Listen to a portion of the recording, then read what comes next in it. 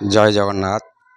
आपण माने देखुचंती आमर ए जगहटी होउची तुळसीपुर मठ साई माँ विमलांक पीठ।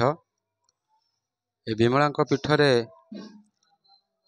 आमर 5 तारिख रु 7 तारिख पर्यंत चली आमर भजन कीर्तन। ए 5 तारिख रु आमर किंतु आरंभ हो सारी जगार पारायण, किंतु कथामृत होइछि आमर 8 तारिख रु। जेहेतु आमर पंडित आशीष महाराज ए जगार दीर्घ 26 वर्ष हेलाणी रामचरित्र मानस करि आसुछंती। तांकर 1 तारिख रु भट्टमठ अनंत वासुदेव मंदिर रे पारायण चलीथिला। सेथिपई आमर जहाँ नीति नियम हिसाब रे 5 तारिख रु आरंभ होबार थिला, किंतु आमर से हिसाब रे भजन कीर्तन हो सारी आ पूजा अर्चना हो सारी, कलश शोभा यात्रा हो सारी। तो 8 तारिख रु आमर रामचरित्र मानस चली। आम सामने अछंती चगला बाबा जे यही पीठरे पूजक हिसाब रे हो बा किछि आसंतु आमे चगला बाबा ठारू शुणिबा तांकर केते वर्ष हलाणी यही रामचरित्र मानस चली। पूर्व वर्ष 2024 मसीह मोर दिव्यज्योति यूट्यूब चैनल को मध्य से माने निमंत्रित करथिले। ए वर्ष मध्य से मते निमंत्रित करिसेंती। जहाँ मोर चैनल तरफ से अशेष अशेष धन्यवाद जनाऊँगी।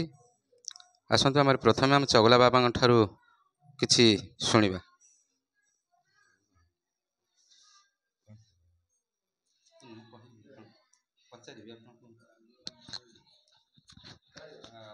बाबा मोर दिव्यज्योति यूट्यूब चैनल तरफ आपन स्वागत।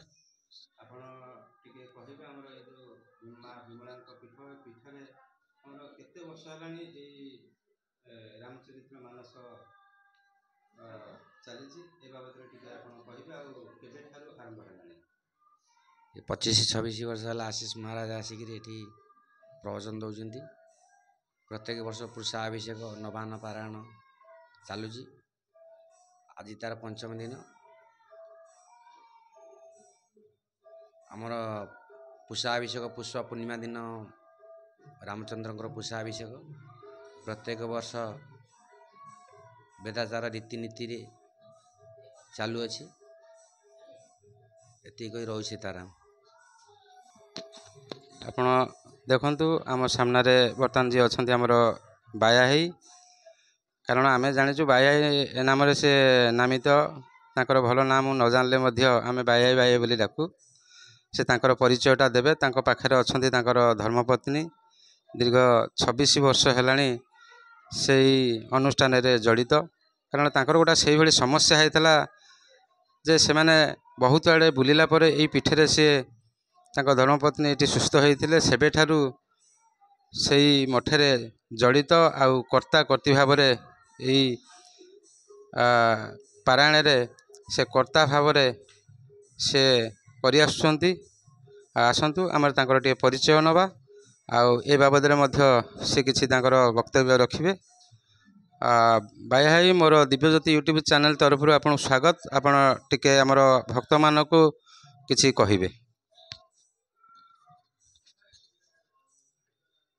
जय जगन्नाथ।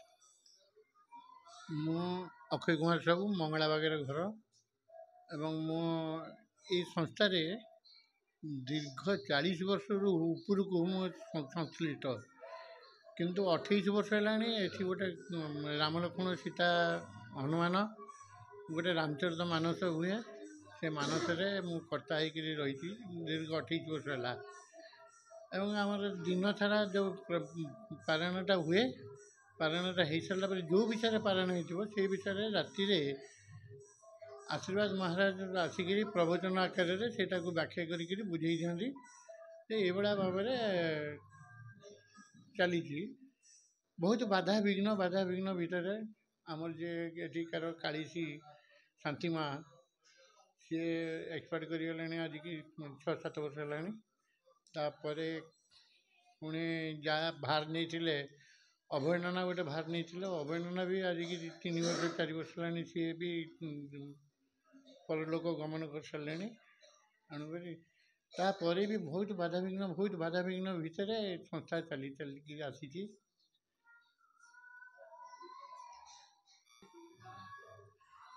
ए 2 वर्ष है एबे 2 वर्ष है आम यूट्यूब चैनल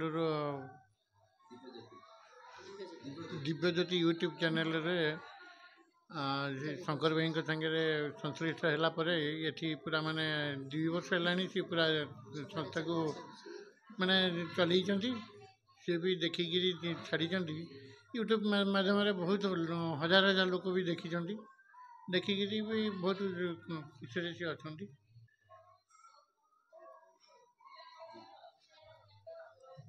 ना ममता साहू हेल्ले मो स्वामी कहले जे मुझे कर्ता है मु किए से मु कर्ता नुह ये भगवान ही जोड़ी भगवान ही आमको कहते जिते बड़े कर्ता से बुढ़ी जिते थिले कालेसी सी कहले जड़े कर्ता होती तू हबु मु हाँ सीना मारिदेली मु कहली 2 जन माँ केमती कर्ता हबु ना तू तो हबु तेणु देखला बेलू जी कर्ता होते फास्ट से एक्सपायर करगले से प्रभुंक लीला प्रभुंकर ये आम कहीं केते प्रभु आमको आणिकी जोड़ी प्रभु कौन तांकर अच्छी भगवान कौन आमकर अच्छी आम प्रति के जानी आमको ये जिते मु मना कर वर्ष कहली ना आउ कर्ता हेबिनी ना जहाँ भी हेल्ले कहीं भी ये होना कहीं आमको से जोड़ से प्रभुंर निर्देश प्रभुंक जयरू आम सब ये कलु ये आम आशीष महाराज भाई सी भी आमको प्रवचन एत सुंदर कथा आमको से शुणाऊँ माने हसौं कंदौं सब कथा भी से भाई आमर प्रवचन जन से सब कहते कथा शुणिले आम पेट पूरी जाऊँ कौटू आसिक दौड़ी बसीचु केमी कथा टी शुणु बोली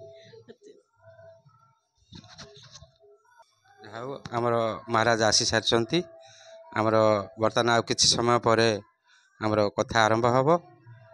जय जगन्नाथ जय जगन्नाथ जय जगन्नाथ जय माँ विमला।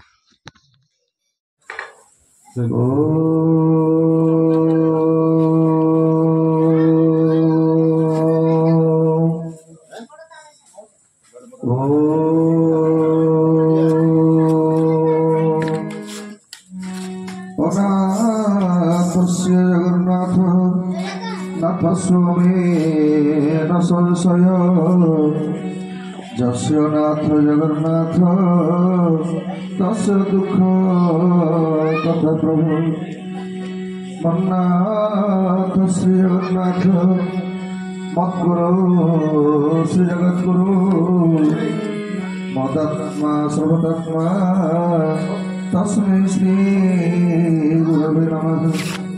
सर्वमंगल मंगले शिवे सर्वार्थ साधिके शरण त्र्यंबके गौरी नारायणी नमस्तुते। नीलांबुजस्य सीता समारो महासा चारुताप रघुवंशनाथ श्री राम जय राम जय जय राम।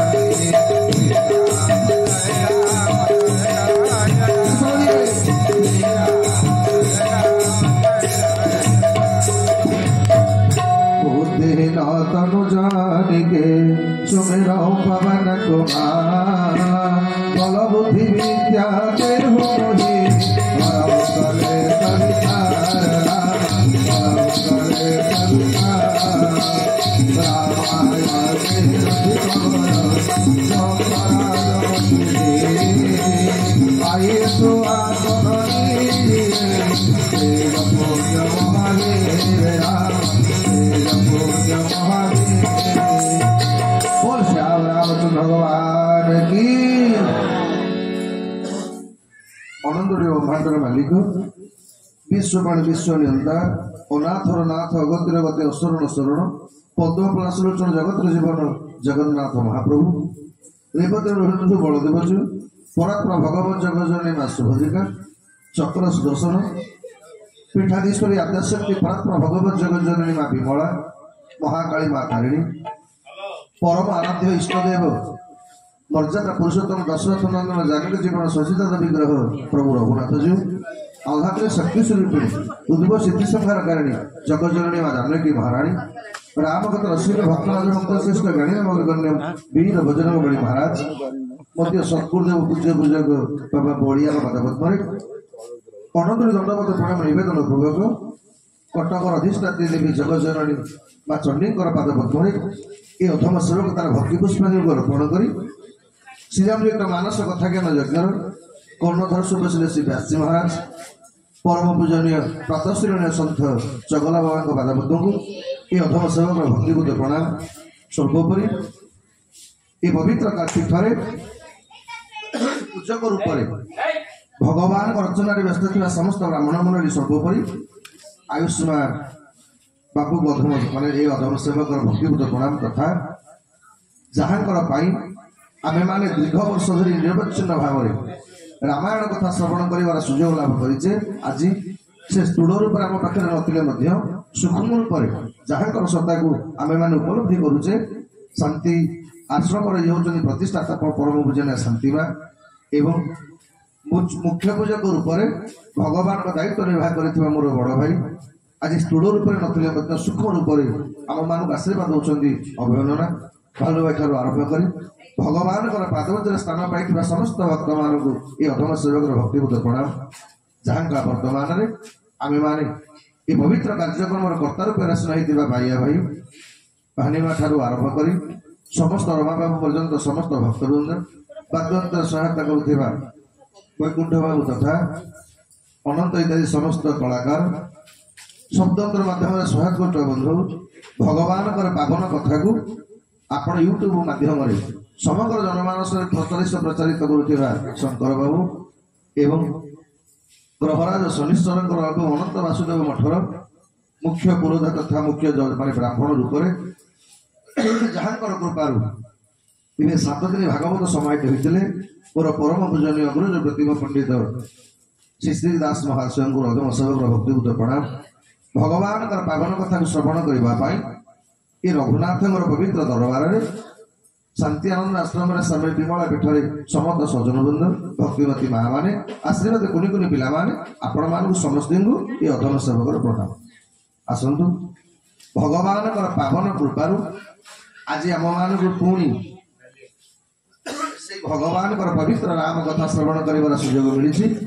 आनंदर सहित श्रद्धार सहित भावर सहित भक्तिर सहित से भगवान पावन नाम को श्रवण कला पूर्व आग सर्वप्रथम मो सहित 2 बार कीर्तन करवा जमी भगवान कृपा हम सेमती भगवान पावन कथा आम मान श्रवण करवा श्री राम जय जय राम श्री राम जय जय राम श्री राम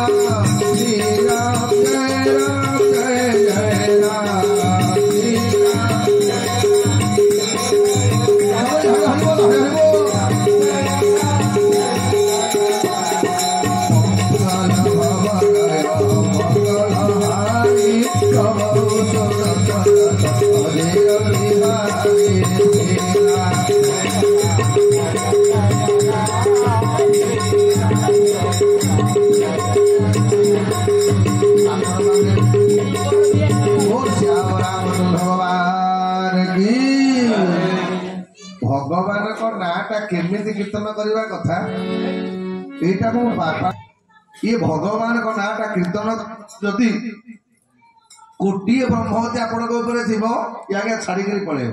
ଖାଲି ସେତିକି ନୁହଁ, ରାମ ନାମର ମହିମାଟା କ'ଣ ଗୋଟେ ଛୋଟିଆ କଥାରୁ ଆଜିର କାର୍ଯ୍ୟକ୍ରମଟା ଆରମ୍ଭ କରିବା। ଆମେ କଥା କ'ଣ ନା ଆମେ ସୁମରି ନାମରେ ବସ ସିନ୍ଧୁ ପାରି ହୋଇବାସ ଶ୍ରୀ ଗୁରୁ ସୁମରି ନାମରେ ବସ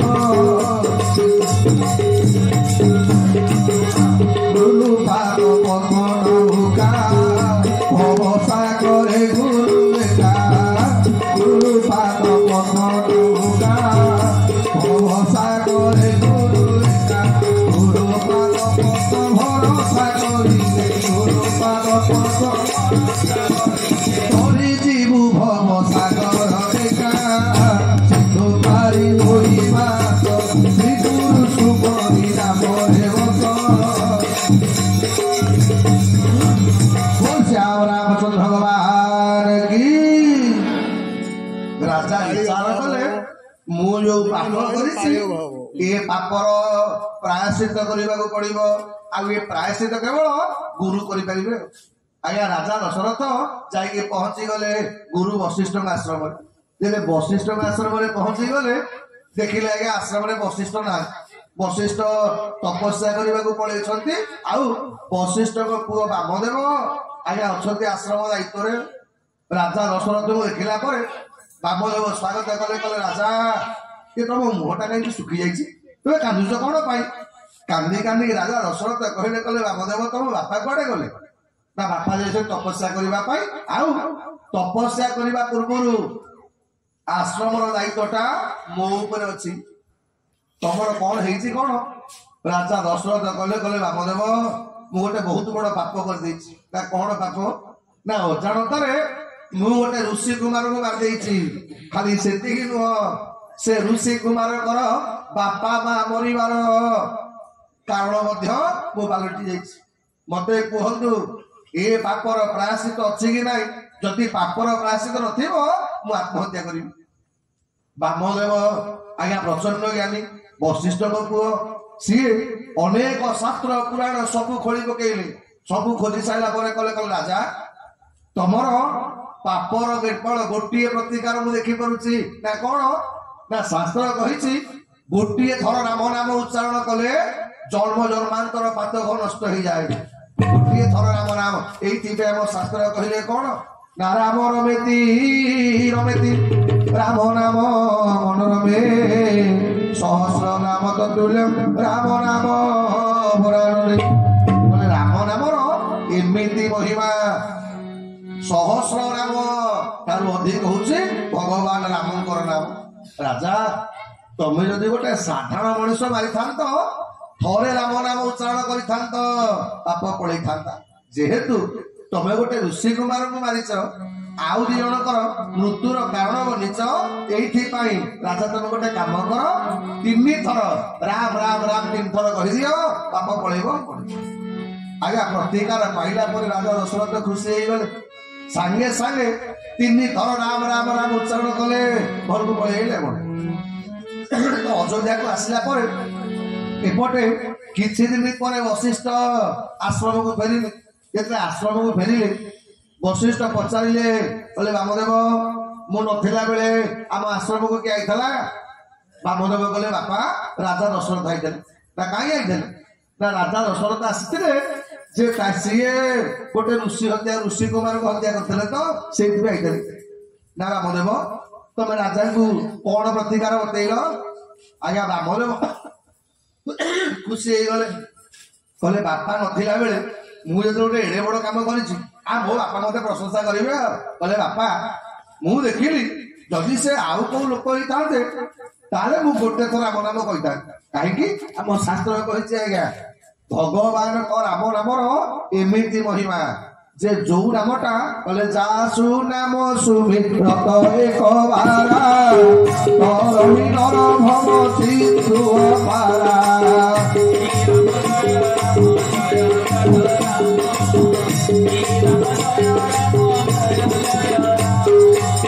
মঙ্গল ভবনয় মঙ্গল ভারি নমৌষধ বিহারী।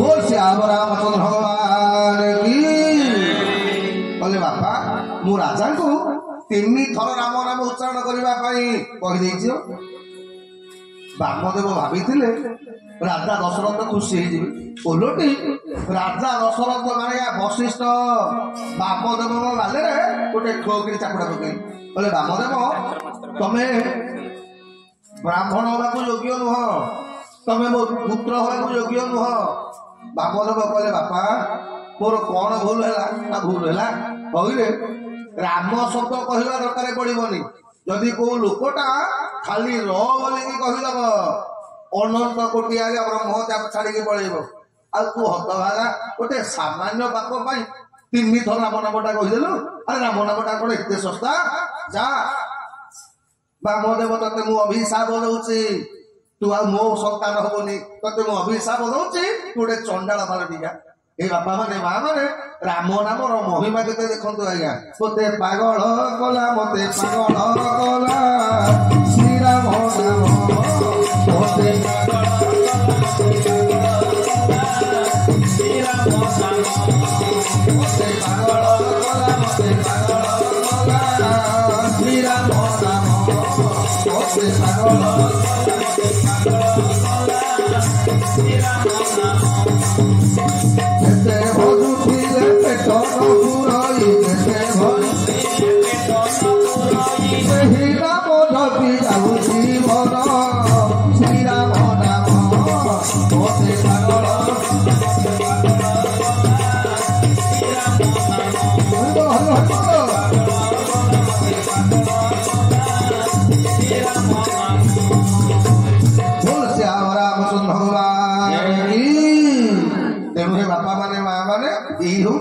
राम नाम आज्ञा महिमा थरुटे राम नाम उच्चारण करेंगे जन्म जन्मांतर पातक नष्ट हो सीता राम राम राम राजा राम राम राम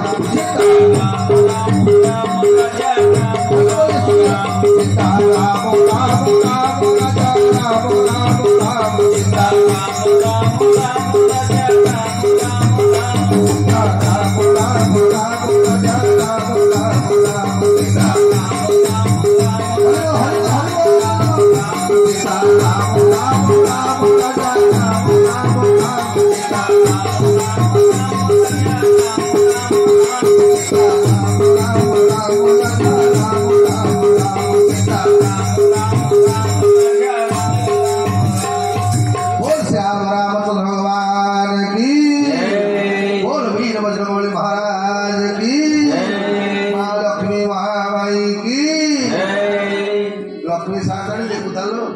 सुदुषा व्रत गड़ा गतकाली आम मैंने श्रवण करें आज आज्ञा जो व्रतटा पालन कले माँ मान दशाटा फेरी आसे बोली आज्ञा या नाटा हूँ आज्ञा सुदशा व्रत तेणु अंतत सुदशा व्रत महालक्ष्मी स्वामी भगवान नाटा कीर्तन कर लक्ष्मी सारे बेसी कृपा करा जहा हो आम गतकाली शुणी जे भगवान अवतार हबार कारण शंकर भगवान माँ पार्वती बतौंट काली 2टा कारण आम मैंने शुणी जो माने माँ वृंदावती अभिशाप बल भगवान मोर आज्ञा राम अवतार है शंकर भगवान पुणी पार्वती कहले पार्वती भगवान अवतार हबार आउ गोटे कारण अच्छे ना कौन ना जड़े राजा थे ना हूँ प्रताप भानु प्रताप भानु राजा कौ कथार अभाव नाला भगवान को कृपारू प्रताप भानु आज्ञा राज्य बड़ आनंद चलूला एवं राज्य दुख कष्ट लोभ ये सब किसी नाला दिने किंतु प्रताप भानु राजा जड़े माने मंत्री ना हूँ धर्मरुचि नामक मंत्री तो दिने राजा प्रताप भानु मृगया करने जाइए तो शिकार करने गला बेले गोटे देखिले कौन गोटे जंगली बारहा आज्ञा ता पछरे राजा गोड़े गोड़े एक्चुअली से माने बारहाटा गोटे राक्षस ये माया रे राजा को भ्रमित करने आज्ञा नहीं पड़े गला जंगल भितर को ଜଙ୍ଗଲ ଭିତରୁ ରାଜା ପଳେଇ ଗଲେ, ପାତ୍ର ମିତ୍ର ସମସ୍ତଙ୍କ ଠାରୁ ଅଲଗା ହେଇଗଲେ, ରାଜା ଏକୁଟିଆ ଅଛନ୍ତି। ଏମିତି ଶିକାର ପଛରେ ଗୋଡେଇ ଗୋଡେଇ ଏମିତି ଜଙ୍ଗଲ ଭିତରେ ପଶିଗଲେ ରାଜା ଆଉ ବାଟ ପାଇଲେନି। ଆଉ ତ ଯେତେବେଳେ ବାଟ ପାଇଲେନି ନଜର ପଡିଗଲା ସେ ବାରହାଟା ଆଜ୍ଞା ଗୋଟେ ଋଷିଙ୍କର ଆଶ୍ରମ ପାଖରେ ଯାଇକି ପହଞ୍ଚିଲା। ଯେତେବେଳେ ଋଷିଙ୍କ ଆଶ୍ରମ ଦେଖିଲେ ଆଜ୍ଞା ରାଜା ତ ଭାରି ଧର୍ମଭୀରୁ, ଭାରି ଧର୍ମକୁ ବିଶ୍ୱାସ କରନ୍ତି। ଦେଖିଲେ ଜଙ୍ଗଲ ଭିତରେ କଣ ତାର ମୁନି ବହିଛି, ଆଉ ଦାଢି ଫାଡି ବଢିଛି, ନିଶ ବଢିଛି, ଜଟା ଲମ୍ବେଇଛି, ଧ୍ୟାନରେ ବସେଇଛନ୍ତି। ଆଉ ତ ରାଜା ମନେ ମନେ ଭାବିଲେ ମୋର ବଡ ଭାଗ୍ୟ, ଆଜି ମୁଁ ଜଣେ ସାଧୁଙ୍କ ଦର୍ଶନ କଲି। ଆଜ୍ଞା ସାଧୁଙ୍କର ପାଦ ତଳେ ପଡିଗଲେ, ନମସ୍କାର କଲେ। ଯେତେବେଳେ ପାଦ ତଳେ ପଡିଗଲେ ଆଜ୍ଞା ଇଏ ସାଧୁ ଜଣକ ହଉଛନ୍ତି ଜଣେ ନକଲିବାଜ। ନକଲିବାଜି ଅର୍ଥ କଣ ନା ଇଏ ସାଧୁ ଜଣକ ଆଗରୁ ପ୍ରତାପ ଭାନୁ ରାଜାଙ୍କର ସୈନ୍ୟ ବାହିନୀରେ ଚାକିରି କରୁଥିଲେ। ଏ ରାଜା କୌଣସି ଗୋଟେ କାରଣ ପାଇଁ ତାଙ୍କୁ ଦଣ୍ଡ ଦେଇଛନ୍ତି। ତେଣୁ ଇଏ ସୁଯୋଗ ଖୋଜୁଥିଲା, କେତେବେଳେ ସୁଯୋଗ ମିଳିବ ରାଜାଙ୍କଠୁ ପ୍ରତିଶୋଧ ନେବି। ତ ଯେତେବେଳେ ରାଜା ପ୍ରତାପ ଭାନୁ ପହଞ୍ଚି ଗଲେ ଯାଇକି ଆଜ୍ଞା ସେ ବାବାଜୀଙ୍କ ପାଖରେ, ବାବାଜୀ କି ମୁଣ୍ଡିଆ ମାଇଲା ବେଳକୁ ବାବାଜୀ ରାଜାଙ୍କ ନାଁ ଧରି ଡାକିଲେ। ଆଉ କହିଲେ ପ୍ରତାପ ଭାନୁ। ଇଏ ପ୍ରତାପ ଭାନୁ ଚମିକି କହିଲେ, କହିଲେ ଇଏ ବାବାଜୀ ତ ମତେ ଚିହ୍ନିଲେ, ମୁଁ ତାକୁ ଜାଣିନି। ମୁଁ ତ ଜଙ୍ଗଲ ଭିତରେ ବୁଲୁଥିଲି, ବାଟ ଘାଟ ପାଉନି, ଇଏ ଘୋର ଜଙ୍ଗଲ ଭିତରେ ଇଏ ବାବାଜୀ ମୋ ନାଁ ଟା ଯାଇନା କେମିତି କହ। ଏଇ କଥା ଭାବିକି ପ୍ରତାପ ଭାନୁ ରାଜା କଣ କଲେ ବାବାଜୀଙ୍କ ଗୋଡ ତଳେ ପଡିଗଲେ। ବାବାଜୀ ଆଜ୍ଞା ପୁଣି ଆରମ୍ଭ କଲେ, କହିଲେ ପ୍ରତାପ ଭାନୁ ତମେ ଅମୁକ ଦେଶର ରାଜା, ଜଙ୍ଗଲକୁ ଶିକାର କରିବାକୁ ଆଇଥିଲ, ବାରା ପଛରେ ଗୋଡେଇଲ, ସିଏ ବାରାଟା କୁଆଡେ ପଳେଇଗଲା, ତମେ ବାଟ ନ ପାଇକି ବୁଲୁଛ ତ। ରାଜା ଚମିଲି କହିଲେ, କହିଲେ ହେ ଇଏ ତ ବଡ ବାଜ, ଇଏ ତ ତୀକ୍ଷ୍ଣଦର୍ଶୀ। ଆଜ୍ଞା ବେଳେ ବେଳେ ଆଜିକାଲି ଯୁଗରେ ଯୋଉ ଲୋକ ଆପଣଙ୍କୁ କହିବ ମୁଁ ଆପଣଙ୍କର ଏଇଆ କରିଦେବି, ମୁଁ ଆପଣଙ୍କର ସେଇଆ କରିଦେବି, ସିଏ କରିବ କଣ, ଆମେ ଚାହିଁଲେ କଣ ତାକୁ ଦେଖିଲା ଆମ କଥା ତାକୁ ଶୁଣିବେନି। ଆଜି ପ୍ରତାପ ଭାନୁ ରାଜାଙ୍କର ଲୋଭ ବଢିଗଲା। ଆଜ୍ଞା ଶାସ୍ତ୍ର କହିଛି ମଣିଷର ପ୍ରଥମ ଶତ୍ରୁ କିଏ ନା ବ୍ୟାଧି, ଲୋଭ। ମାନେ ଲୋଭ ହଉଛି ମଣିଷର ପତନର ମୂଳ କାରଣ। ତେଣୁ ଏଇଥିପାଇଁ ଆମ ଶାସ୍ତ୍ର ଭାଗବତ କହିଲା ଅତି ଲୋଭରେ ପ୍ରାଣୀ ମରେ, ବ୍ୟାଧି ଦେଶରେ କଳେ ମରେ।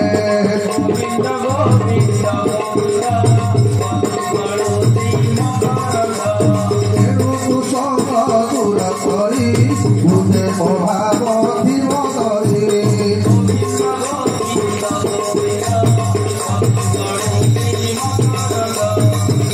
କୁସଙ୍ଗ ଦୂର କରି ବୁଝେ ପ୍ରଭାବ ଥିବ କରି।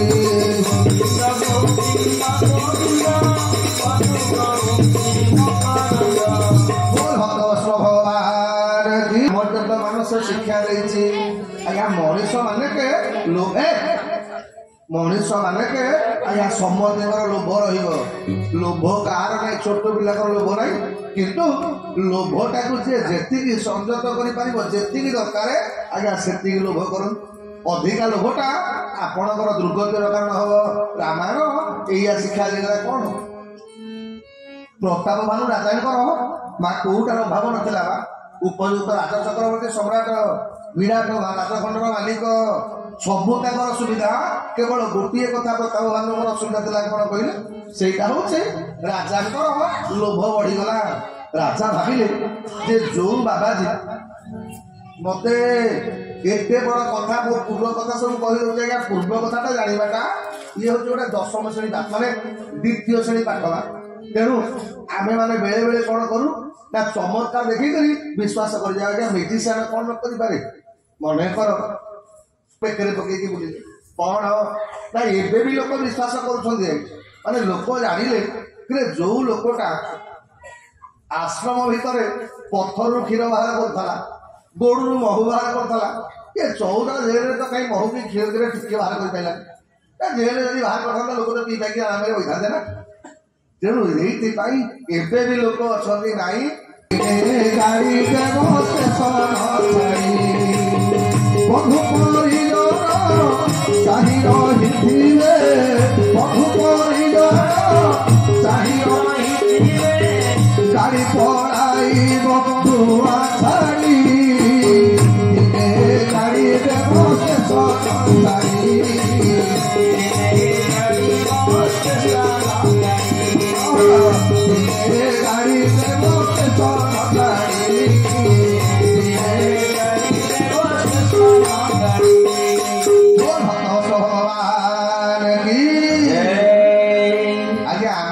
ସମସ୍ତେ ଷ୍ଟେସନରେ ଛିଡ଼ା ହେଇଥିବା ଗୋଟେ ଗୋଟେ ଗାଁ ବାଲା କେହି ରହିଲା ବାଲା ନୁହଁ। ତେଣୁ ଏଇଥିପାଇଁ ପ୍ରତାପଭାନୁ ରାଜାଙ୍କର ଲୋଭ ବଢିଗଲା। କହିଲେ ବାବା ମତେ ଏମିତି ଗୋଟେ ବର ଦିଅ ଯୋଉଥିରେ ମୁଁ ଜମା ମରିବିନି, ମୋର କେହି ଶତ୍ରୁ ହେବେନି, ମୁଁ ଏକ ଛତ୍ରବାଦୀ ଶାସନ କରିବି, ଦୁନିଆରେ ମୋର ଜମା ମରଣ ହବନି। ରାଜା କୁ ବାବାଜୀ କଲେ କହିଲେ ଗୋଟେ କଥା ସାଙ୍ଗେ ସାଙ୍ଗେ କରିଦେଇ ବ୍ୟସ୍ତ ହେଲା। ଆଜ୍ଞା ସେଇଆ ହେଲା। ଇଏ ରାଜା ତା କବଳରେ ପଡିଗଲେ। ରାଜା କହିଲେ ମତେ କଣ କରିବାକୁ ପଡିବ? ତା ବେଶୀ କିଛି କରିବାକୁ ପଡିବନି, ଗୋଟେ ବ୍ରାହ୍ମଣ ଭୋଜନ କର। କାହିଁକି ନା ଆଜ୍ଞା ଆମ ଶାସ୍ତ୍ର କହିଛି ମୁଁ ହିଁ ମାନେ ବ୍ରାହ୍ମଣ ହଉଛନ୍ତି କଣ ନା ଭଗବାନଙ୍କର ସ୍ୱରୂପ। କହିଲେ ନମୋ ବ୍ରହ୍ମଣ ଦେବାୟ ଗୋ ବ୍ରାହ୍ମଣ ହିତାୟ ଚ। ଆଜି ଶାସ୍ତ୍ରକାର ମାନେ ଯେତେବେଳେ କହିଲେ ରାଜା ତମେ ଗୋଟେ ବ୍ରାହ୍ମଣ ଭୋଜନ କରିବ, ସେ ବ୍ରାହ୍ମଣ ଭୋଜନର ରୋଷେଇଟା ମୁଁ କରିବି। ରୋଷେଇ କରି ଆଉ ମୁଁ ଯାହାକୁ ଖାଇବାକୁ ଦବା ବ୍ରାହ୍ମଣ ମାନେ ଆଶୀର୍ବାଦ ଦେଲେ ତ ଅମର ହେଇଯିବ ଗଲା ଆଉ କଣ। ଆଜ୍ଞା ଅମର ହବା ଲୋକରେ ରାଜା ପ୍ରତାପଭାନୁ ଆଜ୍ଞା ବ୍ରାହ୍ମଣ ଡାକିଲେ, ବ୍ରାହ୍ମଣ ମାନେ ଖାଇବାକୁ ବସିଲେ। ଇଏ ଯୋଉ ଏକତନ ବୋଲିକି ଯୋଉ ଅସୁରଟା ଥିଲା କପଟି ବାଜି, ସିଏ ହତଭାଗା ରୋଷେଇ କରୁଥିଲା ବେଳେ କଣ କଲା, ରୋଷେଇ ସହିତ ଟିକେ ମଣିଷ ମାଂସ ମିଶେଇ ଦେଲା। କଣ ଆଜ୍ଞା ବ୍ରାହ୍ମଣ ମାନେ ଖାଇବାକୁ ବସିଛନ୍ତି, ପତ୍ର ବଢା ହେଇଗଲା, ପାଣି ଲାଗିଲା, ବ୍ରାହ୍ମଣ ମାନଙ୍କୁ ପ୍ରଚଣ୍ଡ ଭୋକ। ଠିକ ଖାଇବାକୁ ଗଲା ବେଳକୁ ଆକାଶରୁ ସେଇ କପଟ ବାଜି ଶୂନ୍ୟବାଣୀ କରିଦେଲା। ମଣିଷ ମାସ ମିଶେଇଛି। ଆଜ୍ଞା ବ୍ରାହ୍ମଣ ମାନେ ତ ଭୋକିଲା ଥିଲେ। ରାଜା ଡାକିକିରି ପୁଣି ତାଙ୍କ ଜାତି ନଷ୍ଟ କରିବାକୁ ବଇଛି। ସବୁ ବ୍ରାହ୍ମଣ ଏକାଠି ହେଲେ କହିଲେ ରାଜାରେ ତତେ ଆମେ ଅଭିଶାପ ଦଉଛୁ, ତୁ ଗୋଟେ ଅସୁର ହେଇଯା।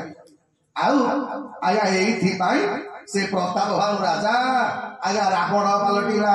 ଇଏ ହଉଛି 3 ନମ୍ବର କାରଣ। ଶଙ୍କର ଭଗବାନଙ୍କୁ ପାର୍ବତୀ ପଚାରିଲେ କହିଲେ ପ୍ରାଣନାଥ ଇଏ ଭଗବାନ କଣ ଖାଲି ଅଭିଶାପ ହେଲେ ଅବତାର ହୁଅନ୍ତି? ବୃନ୍ଦାବତୀ ଅଭିଶାପ ଦେଲେ ଭଗବାନ ଅବତାର ହେଲେ। ଆଜ୍ଞା ଅଭିଶାପ ଦେଲେ ଜୟ ଅଭିଶାପ ପାଇଲେ ଭଗବାନ ଅବତାର ହେଲେ। ନାରଦ ଅଭିଶାପ ଦେଲେ ଭଗବାନ ଅବତାର ହେଲେ। ପ୍ରତାପଭାନୁଙ୍କୁ ଅଭିଶାପ ମିଳିଲା ଭଗବାନ ଅବତାର ହେଲେ। ଭଗବାନ କୃପା କରିକି କଣ କେତେବେଳେ ଅବତାର ହେଇନାହାନ୍ତି? ଆଜ୍ଞା ପ୍ରମାଣ କରିବା ପାଇଁ ଆରମ୍ଭ କଲେ କିଏ? ଶଙ୍କର ଭଗବାନ କଲେ ପାର୍ବତୀ ଭଗବାନ ମୋର ଅବତାର ହେଲେ କାରଣ କଣ ନା ସ୍ୱୟଂଭୁବ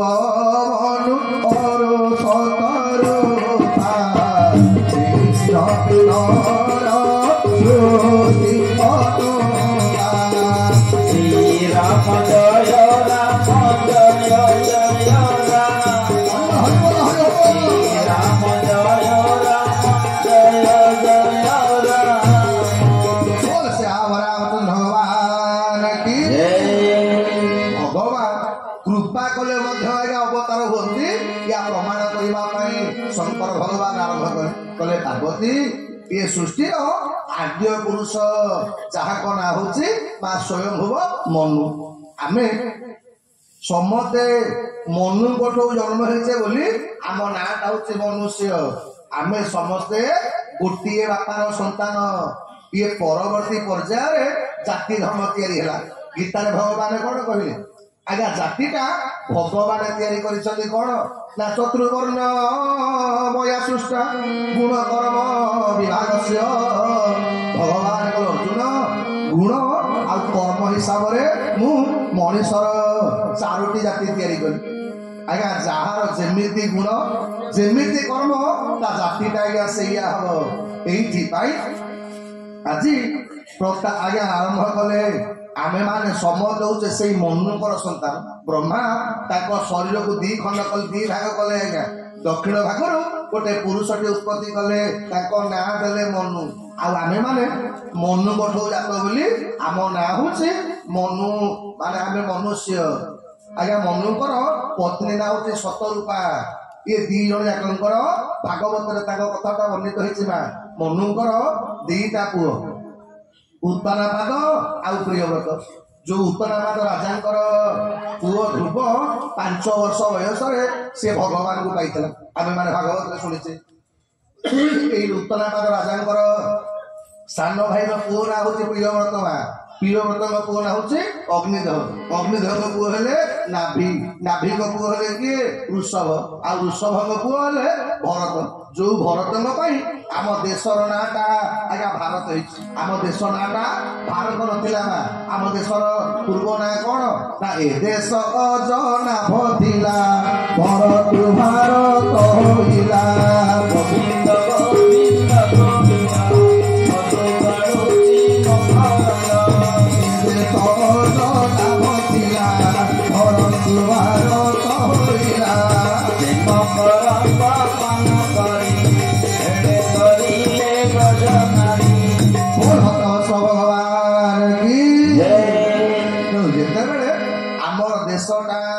अजना भरू आज्ञा भारत ये केवल राजा भरत तो माँ मैंने 3 कन्या आकृति प्रसूति देवहूति। आकृति बाहर रुचि ऋषि। प्रसूति बाहर दक्ष प्रजापति। आज्ञा देवहूति बाहर महर्षि कर्दम को जहाँ गर्भरू भगवान कपिल सांख्य शास्त्र प्रवर्तक प्रकट। तेणु हे बापा माने माँ माने एभली कन्या एभली पुओ पाई मनु मन भीतर विचार कले कौन ना मनीष जीवनटा केवल भगवान दे ना घर संसार पुओ झी नाती नातुणी करने। आमे कौन घर करुचे आज्ञा आमे तो इटा बाली सिमेंट रे घर तैयारी करुचे घर भुसुड़ी पड़ुची। अच्छा कहले देखा बाई चढ़ईटा कोठू ट्रेनिंग नहीं को इंजीनियरिंग कॉलेज बीटेक बीटेक करके नाभिकटा मंडप आज्ञा मुक्ति मंडप भगवान अचिंता मंडप 22टा मंडप है।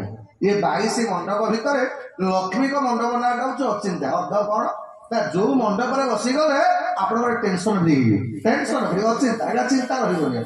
लक्ष्मी पाखे बसिक देख टेंशन जिते थब ये जगन्नाथ ना हूँ टेंशन फ्री ठाकुर। आज्ञा चकाखीटा को देखीदे आपंकर किसी मन पड़ोनी जहाँ थब तो भूलीजे सब। ये शास्त्रकार मैंने कहले कौन ना आज आमे माने भाग्यवान जो माने कलियुग आज्ञा मनीष जन्म पाइचे बा कहीं ना ये जन्म पाई जी भगवान भजन न कर पाइला भगवान को माने कीर्तन न कर पाइला ताठारे बड़ी दुर्भागा आउ जगत रे कहीं नहीं कहले ताई गंगा कूले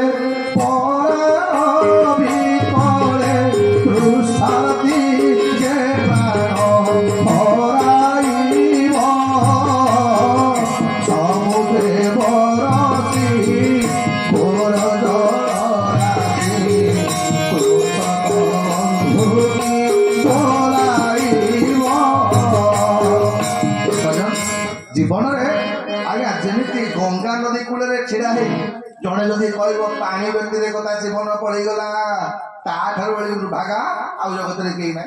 मनु विचार कले 2टा परे पुत्र 3टा कन्या कहीं क्या कम नुह।